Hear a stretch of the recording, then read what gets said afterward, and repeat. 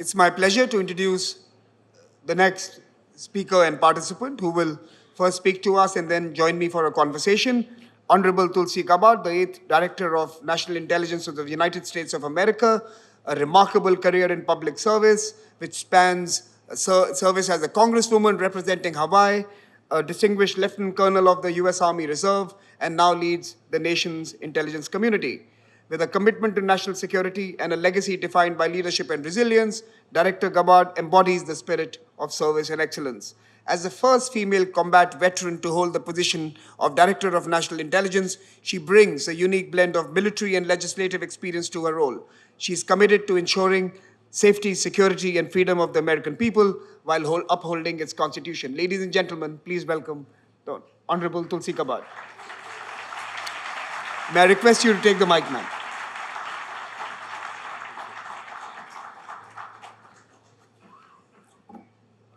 Good morning. Aloha, namaste, Jai Shri Krishna. Thank you so much, Samir, for your kind introduction.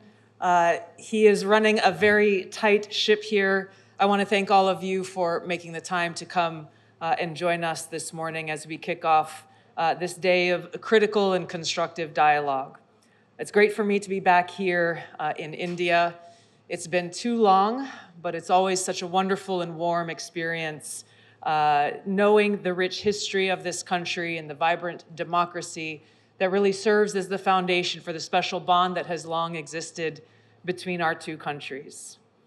I wanted to start our conversation today by greeting you with aloha and namaste, because contrary to popular belief, these words are not just greetings. They actually both have very deep, spiritual, powerful meaning that for me personally have been at the core and heart of my life and are what I hope will inspire meaningful dialogue and conversations here at Raisina.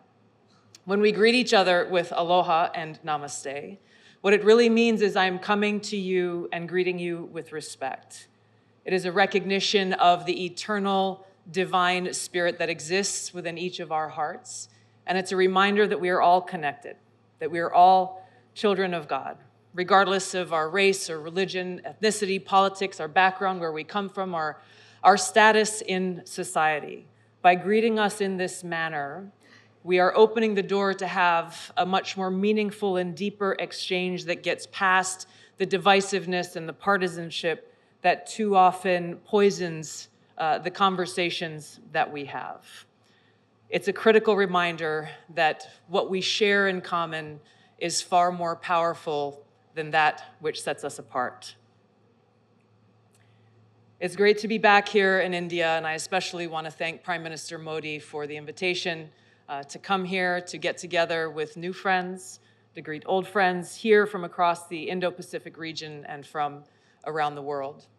I leave right after our dialogue here to head back to Washington, D.C., but it's been a constructive few days where I've been engaging with our Indian counterparts, working to continue to build off of the momentum that was created by President Trump and Prime Minister Modi's joint statement issued in Washington, D.C. after their Oval Office meeting.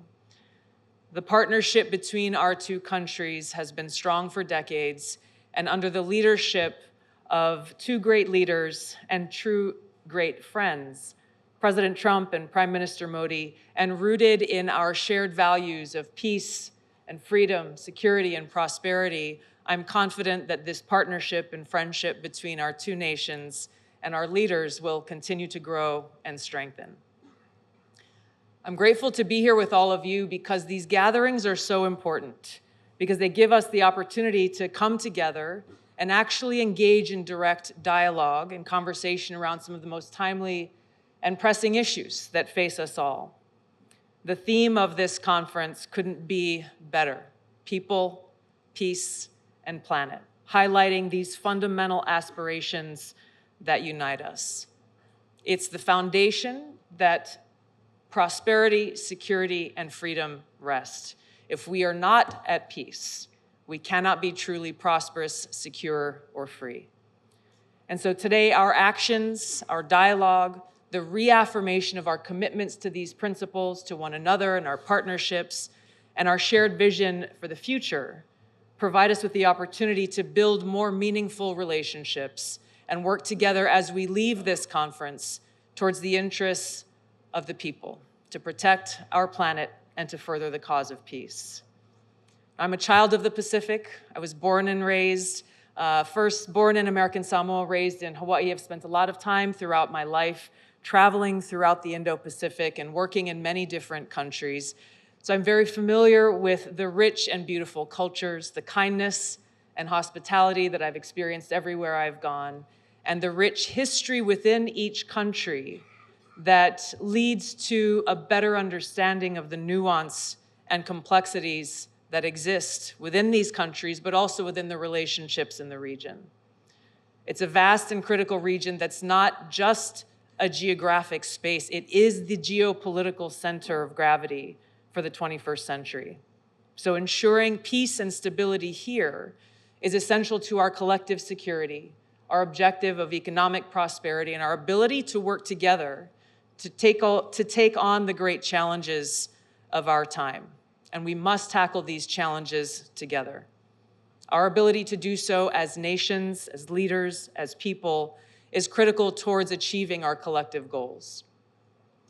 Unfortunately, we live in a time where war and conflict is being waged on many fronts around the world.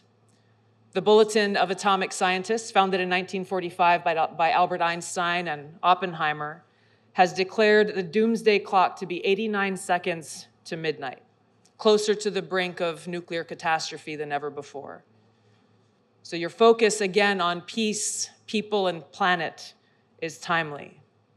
It is times like this that call on leaders to stand up for these interests that affect us all and will affect generations who will follow. Unfortunately, as we've seen throughout history, simply calling for peace too often invokes attacks and smears. Perfect example is during President Trump's recent campaign for the presidency, he made it a pillar of his campaign to share his commitment to peace and to bring his leadership towards bringing about an end to the Russia-Ukraine war, to stop the killing, to prevent this risk of World War III and nuclear war. And for this commitment, he was attacked relentlessly, not only by his political opponents and legacy media in our own country, but even by those abroad. Despite these attacks and smear campaigns, the American people voted overwhelmingly for him to return to the White House and delivered a very clear message and mandate for peace, which he is carrying out as we gather here today. Now, these goals cannot be achieved by any one person or one nation alone. Our ability to make progress toward a peaceful, secure, free, and prosperous society must be done together, and it begins with us. Now, I want to share with you a few excerpts from one of the most powerful speeches that I've heard in my life that was delivered by President John F. Kennedy at American University in 1963 on this topic of peace. He said, quote, "First, we must examine our attitude toward peace itself. Too many of us think it is impossible. Too many think it is unreal. But that is a dangerous defeatist belief. It leads to the conclusion that war is inevitable, that mankind is doomed, that we are gripped by forces that we cannot control. We need not accept that view. Our problems are man-made, therefore they can be solved by man." President Kennedy goes on to say, "Man's reason and spirit have often solved the seemingly unsolvable, and we believe they can do it again." He says, "I'm not referring to the absolute infinite concept of peace and goodwill of which some fantasies and fanatics dream. Let us focus instead on a more practical and attainable peace, based on a series of concrete actions and effective agreements which are in the interest of all concerned. There is no single simple key to this peace, no grand or magic formula to be adopted by one or two powers. Genuine peace must be the product of many nations, the sum of many acts. It must be dynamic, not static, changing to meet the challenge of each new generation. With such a peace, there will still be quarrels and conflicting interests, as there are within families and nations. World peace, like community peace, does not require that each man love his neighbor. It requires only that they live together in mutual tolerance, submitting their disputes to a just and peaceful settlement. He closed by saying, "So let us persevere. Peace need not be impracticable, and war need not be inevitable. By defining our goal more clearly, by making it seem more manageable and less remote, we can help all people to see it, to draw hope from it, and to move irresistibly toward it." These powerful words were as powerful and true and relevant then in 1963 as they are today.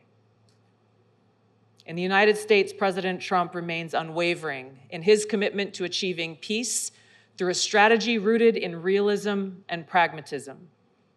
Securing peace through strength, which he speaks of very often, requires strong leadership with a clear-eyed and realistic understanding of the global challenges that exist as well as the opportunities. It requires a commitment to fostering cultural and economic ties that reduce the likelihood of an escalation to conflict, and a dedication towards reinforcing our mutual interests. It requires leaders have the courage to engage directly with both friends and adversaries alike, to increase understanding, to resolve differences, and to work to prevent an escalation to conflict. It requires leaders who are not afraid to speak an inconvenient or unpopular truth, and who ask the tough questions, who challenge the established view or, quote unquote, the way things have always been done, to spark what may be hard but necessary conversations about the realities we face and the best way forward to advance our mutual cause of peace, freedom, security, and prosperity. So just as President Trump is committed to America first, putting the safety, security, and freedom of the American people at the forefront of his policies and his decisions, Prime Minister Modi is committed to India first. Prime Minister Luxon is committed to New Zealand first. This is the expectation of any leader's commitment to their people, to serve them, to put their interests at the forefront of their decisions. But this should not be misunderstood to mean that America first is America alone. The relationships that we build together are critical to advance our mutual interests. And it's why gatherings like this here at Raisina are so important, because it brings us together here, people from over 120 countries around the world, providing us a platform where heads of state, ministers, directors, leaders in business and nonprofits, and strategic think tanks can actually come together in that spirit of aloha for robust dialogue and debate that will help us increase our understanding of one another. It is our shared values that will continue to shape the future of our partnerships and the world. And while we represent our own sovereign nations with unique perspectives and unique interests, by working together honestly, transparently, and strategically, we can ensure a more peaceful, free, secure, and prosperous future for our people and the world. Thank you so much. Aloha. Jai Shri Krishna. Namaste. Thank you. Please join us. Director, I'm going to dive into your speech and ask you a few questions. And I know we have only, say, 10 minutes or so. So I'm going to ask you a few quick questions to expand on some of our own discussions in this city and many other parts of the world, but also some of the things you mentioned here. So first, I think for the benefit of those in India, the Global South, and those who have normally understood what's happening in America from the lens of the big newspapers and big channels, one of the biggest political comebacks, the re-election of President Trump, what does it really mean in terms of American politics? What is really happening? What was the phenomena or the process that resulted in this outcome? You know, first of all, in American politics, too often, our politics is reduced to one party versus another party. I know we're not alone in this, but what was really unique, and it was an incredible experience to be a part of, was to see those barriers broken down just through the course of President Trump's campaign, where rather than taking the approach of being exclusive, you're on my team or you're on the other guy's team. He welcomed people both in the campaign and, as you've seen, in the cabinet, people who don't necessarily agree with President Trump on every issue or not of the same party, but understanding that when we come together around our shared mission of service to the American people, and how can we make their lives better? How can we achieve those goals and objectives that I outlined in my remarks? Then we have the capacity to really make big, significant, positive change that once again is focused on the most important people, which is the people of our country. And bringing that focus of the government back to what everyone who works in public service should begin their day with, the mindset of, what can I do in my role, in my job, whether you're a civil servant or you're an elected official, is how can I best be of service? And I think this is what made his victory possible, against all odds, against all of the attacks. As you said, it was a historic comeback story. And I think you see this in his laser-like focus every day in delivering results and solving problems and challenging our own internal norms to make sure that those in government are actually serving the people. But there is certainly questions in some parts of the world that does it really mean it's an America going into its shell, the island America? How do you respond to those questions that I'm sure you would be faced with as well when you through your travels through the Indo-Pacific? It just speaks to a lack of understanding that for us to have a president who is America first, who puts the interests of the American people first, should not at all be mistaken or concluded to be a president who doesn't understand the importance of the relationships with other countries and wherever possible to work together towards shared interests. So it's a common misconception, once again, that those who call for peace, as President Trump has, that somehow that is automatically equated to being, well, if you stand for peace, then you must be an isolationist. Nothing could be further from the truth. And that accusation actually speaks to a deeper misunderstanding or a wrong assumption, which is that the only way to engage with other countries must be through some form of conflict or warfare. So it's a positive thing for us in the United States, and I believe for President Trump's leadership in the world, to build those relationships in looking at other means of resolving conflict, and really truly being a president who wants his legacy to be one of being a peacemaker and a unifier. And how are your allies responding to this? You know, he has, I think even before he was sworn in on his inauguration day, he had called leaders from, 72 different countries within the first week of having won the election. He continues to engage in a very constructive and productive way with many leaders across Europe, for example, as these ongoing negotiations are occurring to bring about an end to the Russia-Ukraine war. So the warnings that were delivered very loudly within our own media that somehow President Trump would be shunned and that no one would be interested in working with him, the absolute opposite has proven true. So on that particular point, in the first term of President Trump, we saw the re-energization of the Quad. We saw a new energy in the India-U.S. partnership. And to be fair, all presidents have contributed to this relationship that has evolved over the last 20 years. But he certainly changed, in some sense, the strategic direction of the partnership. What should the thinkers and the watchers expect in the second term? The India-U.S. relationship, the evolution of the Quad, where is it headed? The Indo-Pacific, more specifically.